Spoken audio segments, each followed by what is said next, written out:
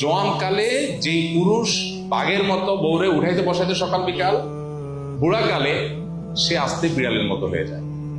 বিয়ের পরে প্রথম প্রথম স্ত্রীরা একটু চাপে থাকে, কিন্তু আস্তে আস্তে আস্তে আস্তে তার মাতবরি, মাস্তানি, কর্তৃত্ব এগুলো এমন বাড়ে।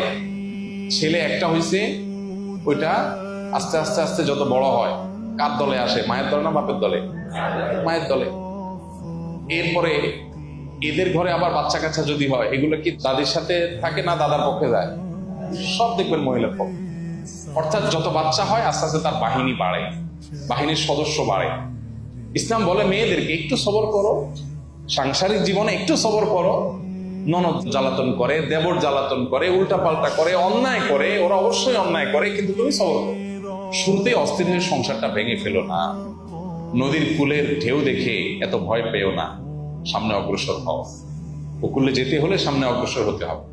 একটা পর্যায়ে দেখা যায় সব কর্তৃত্ব মহিলার হাতে আসে।